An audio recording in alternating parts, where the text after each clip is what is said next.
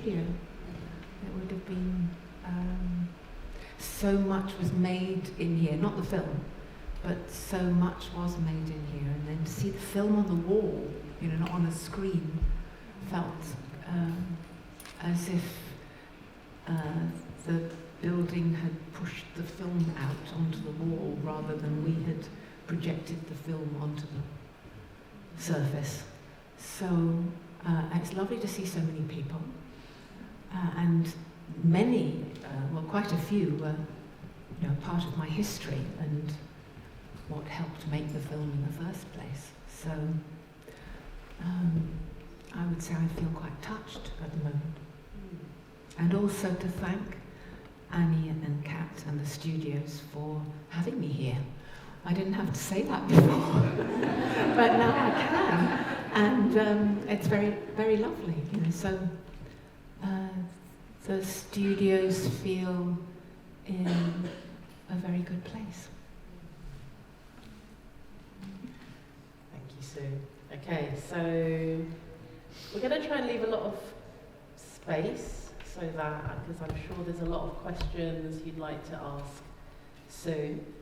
And so I don't want to take up any space asking you a question, but we were having a little chat earlier, and you talked about seeing through that transparent. The film is a way to see through as opposed to being a facade or just looking at.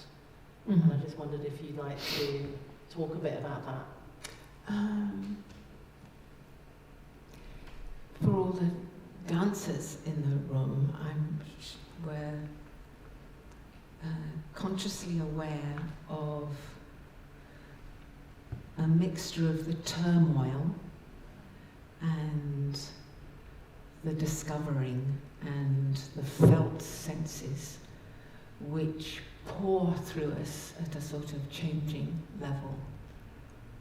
And we can't ask an audience to notice all of that. I'm sincerely hoping that's not me ringing, but I don't think it is.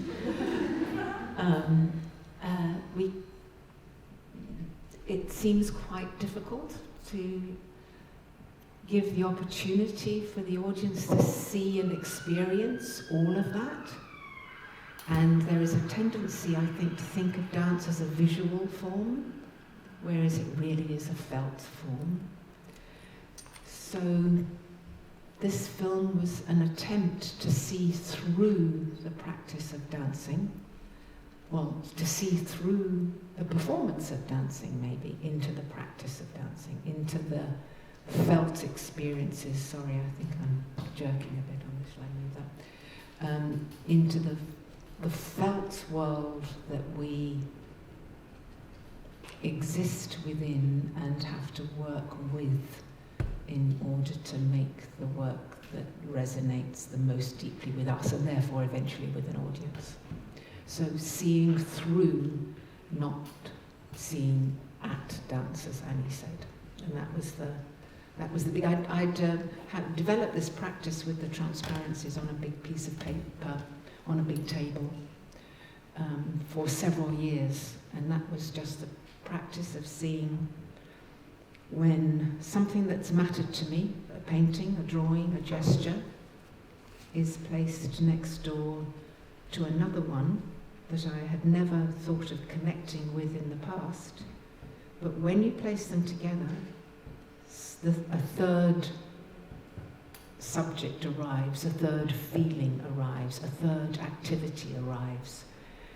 And I found that very exciting, because I wouldn't have predicted it, and I couldn't have imagined it ahead of time. And then the next day, that wouldn't work in the same way. So I'd pick more images up and I'd place them side by side. And they could be from science, they could be from animal movement, they could be from anatomy, they could be from dance, they could be from the visual arts, and just occasionally they would make this frisson, this third thing. And that excited me, so I think the film was a way of trying to get deeper into that. Thanks, Sue. Now, I do have another question, but if anyone wants to ask anything, I can easily forego that question, leave a bit more space in the room. Yeah? Anybody? Oh.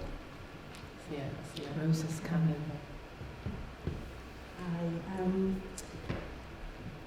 I just wanted to ask, because I have worked with transparencies and I love this way of connecting.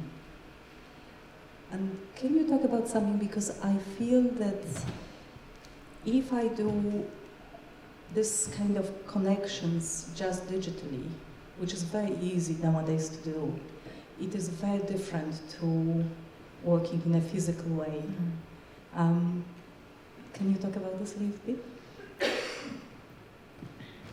I think partly because I was dancing less, but I needed a physical activity. So this standing over and reaching and bringing physically together, and then flipping the papers and putting one on top of the other, and then changing it and putting one on top of the other. It became, I'm not going to say exactly sweaty, but sort of I felt more physically alert after it. And yes, you're quite right, because there would be times in which I might research an image online, but it wasn't until it was printed that it would. The transparencies themselves now are quite worn away. They've been affected by the life they've led, and my fingerprints and my grandchildren's fingerprints now all over them as well. So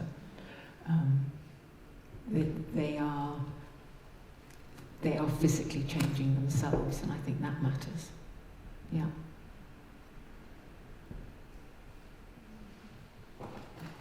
So.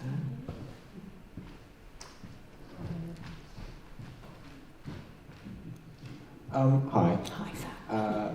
So I loved your understanding of the idea of being in a place of becoming, not arriving. And I was wondering if you could speak to the importance of not necessarily dictating the outcome and remaining in a state of sort of beginner's mind when you're working. Well, we're kind of stuck with it as dancers, aren't we? Because while there are practices in which the perfect arabesque is a sort of thing of classical or architectural beauty, but it takes a lot of doing to get into one, and a lot of doing to get out of one. So we are actually, in truth, although in certain practices the image is profound, I think for artists who are probably in this room, it's the knowing that you are part of, I don't want to use any cliched words, oh God, that whatever you do might have started 500 years before, not in your life, but in somebody else's life or in somebody else's practice. And layer by layer, they come into your life, and then they're at this moment, and then they will travel on. And I find that very comforting, that there's this huge past, and ideally, although you might not know it in our present circumstances, a huge future, which is why I think we need to invest in the future and not marmalise ourselves. So I just simply cannot think of a perfect moment or a perfect position. Yeah, I don't know if that's completely answered it. I used to, maybe, as a younger dancer. I'm very glad I don't now. One at the back. Two at the back. Hi, Sue. Oh, I'm hello. back here. Hello.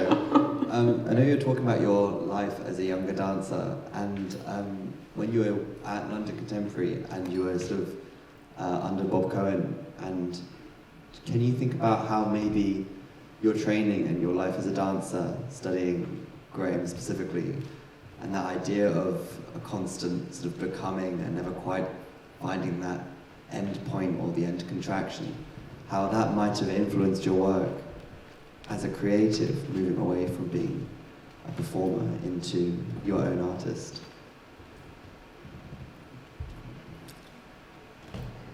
Is that how much information did I receive as a young dancer while I worked with London Contemporary Dance Theatre, and the impact of that later? So less so the information, just more a case of how instrumental was it that what did this training that you did, which was really super unique and specific, how did that influence your work, which has gone off in a different direction entirely? I think mostly it was because we were at the very beginning of something when London Contemporary Dance Theatre started. There was contemporary dance in the country, but it was in very, very small pockets. So this group of people, Robert Cohan got together, we felt massively exposed, energetic, hungry, very alive. We were a very mixed bunch. We were probably impossible. And Robert Cohan held us. So I think although the technique that he was very strict about, very, very clear about, was probably something that eventually I tried to resist and push away from, I never pushed away from this idea of this collective that was at work, certainly for the first few years, so vividly, so passionately. And it was an adventure, and we were curious, and we were nervous, and we were exhausted, and all of those things created a sort of a wealth within all of us. And if we meet up now, that wealth is still there.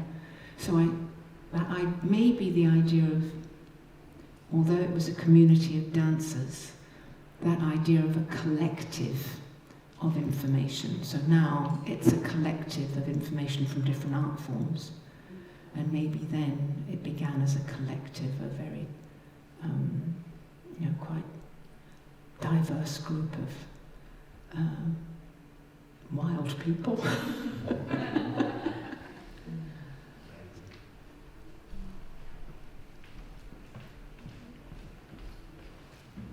Hi, Sadot. Hello. Thank you for sharing that tonight, and I was really intrigued by the way I felt you had a very fluent and vivid way of narrating and of like verbalizing some really intangible things. And I wondered if you could talk more about your experiences or any thoughts you have on like journaling as a dancer. And I also was curious about whether or not the narration was written very carefully, or if it was free writing, or if it was poetry, or what your process is, because it seems like an integral part of what you do is that annotation and that archiving your thoughts through words. And I wondered like how you came up with, I guess, the script or of today's, the three pieces we saw. Yeah. Much earlier on, I did not think I had a very good way with words and that I didn't write well, but I wanted very much to improve, so I wrote reams. I mean, just ridiculous. So then the process is, and again, I'm sure there are many people in the room that know this, you write something and you think, well, okay, it's not bad. When you look at it the next day and it's not what you want to say, so you write it again and you go, it's not what you want to say. It's always much more complicated than the thing you want to say. So you just have to wait until one day you write the thing and it's quite simple, and there it is. So the process was trying to become less pretentious, clearer, and just get as close as you could do with as fewer words to something that made actual sense to me and hopefully to others. I started, I've never written in notebooks. I write on scraps of paper and postcards. I know it's just right. And then all of the postcards are around the house for maybe 2 years. And then I find them, like, you know, when you write a menu and you put it away and it's in a thriller that you were reading at the time. I used to find these postcards in the books and underneath the table and somewhere else. So I think I lived amongst these scraps of paper.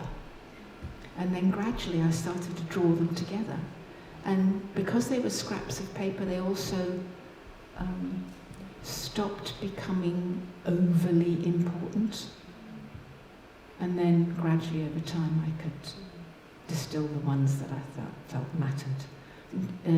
One of the reasons for having images in a transparent form is so that they're not fixed.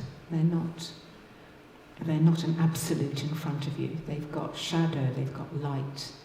They change in the room as the room changes light. You can see an image underneath it more under certain light or less. You put 3 images on top of each other and you can still see them. You put 5 images on top of each other, you can't. They become a sort of mulch. But you know that they're separate as well. So you can't see them, but you know they're there. I found that quite interesting. It's nice how you talk about writing or just approaching any medium in such a physical and spatial way and in such an impermanent way, which I think is so particular to the art form of dance and that liveness, and also things kind of laying dormant and then being found again. You know. We're kind of coming to the end of the time. I can feel there's a burning arm with a question behind it. So this will be the last question. Here. Take care of your arm. We'll go around with the question last. Thank you. Thank you for giving me the chance to ask the question, and thank you for showing the film. You're talking about, about becoming a movement and opposing to stillness. And at the beginning of the film, you mentioned that moment of wholeness. Sorry, I can't say the W in English. Which, people find in dance and in sport and in animals. And that's very... And I have 2 questions. Number 1, do you think that moment... You're not allowed to, you can only have 1. No, well, it's the same, but, do you think... 2 quick ones. Do you think that moment is stillness? Which for me is the moment I experience for 30 seconds in my entire life, Do you think it's a moment of stillness, like the greatest painter, they can crystallize that moment of movement and becoming? Or do you think it's a moment of, even that moment of wholeness is not still? And if you can quantify in time, although I think it's a moment without real time, how long would it be? If you can multiply, addiction, all of those moments you reached in your life, I don't know, maybe. Not many. Not many, how long it will be? 1 hour? Oh gosh, no. 1 week? Okay, that's it. So 2 questions, thank you. Whoops, I've got to remember some of that. I think the sense of absoluteness within oneself lasts very briefly, but its resonance lasts longer. So the actual, that moment is brief, but stays with you. we did some work. I think Helka's still here. I'm not quite sure if she is. We did some work with Helka and I with the Warburg Institute, where we were looking at still images from visual art a great deal. And over a period of time, we learned that they weren't still at all.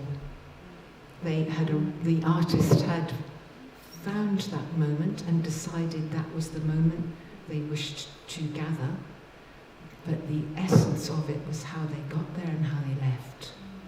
And we worked with that idea of the becoming and then either becoming something else or the leaving. And that was a great lesson. It was a super lesson to work with. I think that's all I can say. And I've had so many questions that I've really held back from. I'm afraid that's it for the Q&A. But you can catch Sue, maybe I shouldn't say that. You can catch Sue downstairs, or you can hide. Yeah. So I just wanted to say, oh my God, I've written all this stuff and I just don't know. So I just want to say a huge thank you to the SCS team, which you already thanked us. Thank you, Sue, for making this happen. But especially Rosa Manziri, yes, over there, who they're going to hate me for this. Sorry, Rosa. Can I just say one thing? Yeah, go on. It always makes me laugh, the amount of credits we have at the end of this film. It goes on for hours. There's Thank sections. Rosa. Rosa did them.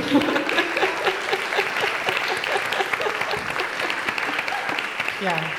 So it's kind of, thank you, Sue. You said it in a much more interesting way than me. But Rosa's not only part of the team here, but has worked really closely with Sue over the years and also on Transparent. So we've already applauded, but feel free to applaud again. And then we'll save you from that. But I also wanted to say that, Sue, I hope it's okay, that in 2021, you stepped down, aside, as Artistic Director of SCS.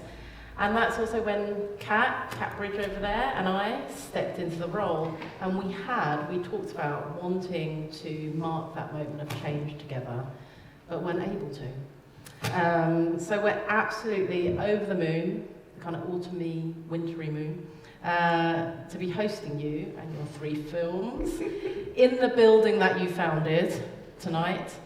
And also take this opportunity to not only celebrate your work, but also you. Thank you, Sue, for your ongoing contribution to dance, for this building. Oh, this is really moving. The 3 films, and the pop video you did recently. I can't remember all the artists. I did. And no doubt, hopefully, much more to come. So, thank you, Sue. Thank you.